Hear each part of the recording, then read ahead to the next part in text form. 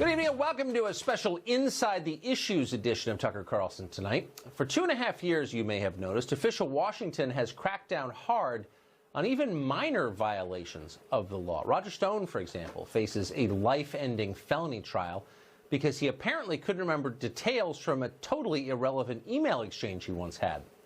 Paul Manafort, meanwhile, is likely to die behind bars, in part because he didn't file the right paperwork before he lobbied for Ukraine.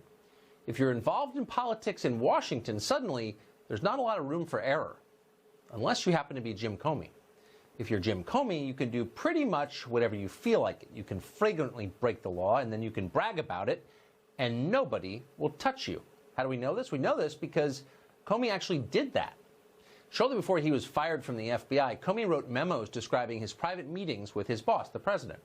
Comey then leaked those memos. Some of them contained classified information. That is a crime. How do we know it's a crime? Well, Comey himself conceded that in an interview. Watch. I think of a leak as an unauthorized disclosure of classified information. Really? That's it? That's how I thought about it as FBI director. So by Comey's own definition, which you just heard, he committed a crime. Comey was responsible for the unauthorized disclosure of classified information. And yet, according to Comey, this was legal because it wasn't leaking. It was, quote, communicating.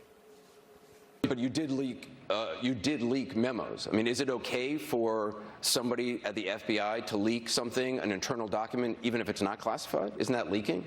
Well, there's a whole lot wrong with your question, Anderson. First, I didn't leak memos. I asked a friend to communicate the substance of one unclassified memo. Whether you... Can I finish for a second? Sure, okay. One unclassified memo to the media.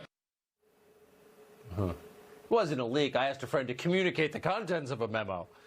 Well, this is a lie on multiple levels. And as it turns out, the FBI has determined that Comey's leaked memos did, in fact, contain classified information that Comey failed to redact. Keep in mind, this was the head of the FBI. This is a guy who knew what the rules were and ignored them. He committed a crime. Comey admits that he committed that crime entirely for political reasons. When the president said he was eager to find leakers and would like to nail one to the door as a message... I said that. Shouldn't you be nailed to the door then? I mean, aren't you a leaker? Aren't you a leaker? Plenty of people leak non-classified information to reporters, and the White House and the FBI gets upset about it. The FBI gets upset when people make unauthorized disclosures of protected information. I intentionally gave this information to a friend, intending that it be out in the media. I wanted it to get out in the media. I wanted it to get out in the media. A memo with classified material in it. What you just saw is a confession. Comey admitted everything on camera. If you were prosecuting this case, it would be open and shut. But it won't be prosecuted. Apparently, Comey will never be tried for the crimes he committed. According to The Hill's John Solomon, citing a source, the DOJ has decided not to prosecute James Comey on the grounds that punishing him for breaking the law would seem, quote, petty and vindictive. Of course, petty and vindictive describes the culture of the FBI under Jim Comey. Petty and vindictive is the reason Roger Stone has been treated far more harshly by federal authorities than Jeffrey Epstein ever was. Petty and vindictive sums up the entire Russia investigation, in fact, an investigation that destroyed people's lives for the crime of supporting Donald Trump for president. Petty and vindictive.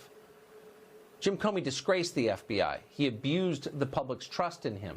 In 2016, he repeatedly injected himself into the political arena, and by his own admission, he considered the political effect of his actions when he did so.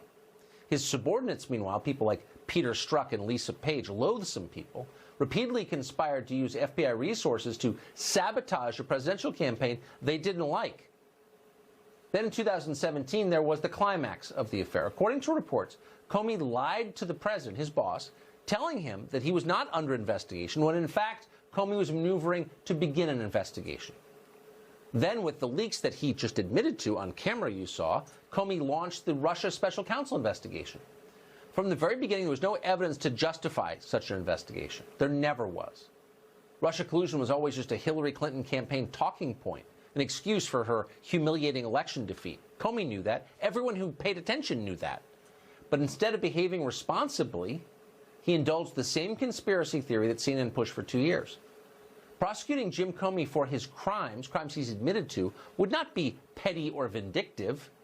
Just the opposite. It might reassure the rest of us that justice is, in fact, blind in this country. We're losing faith in that.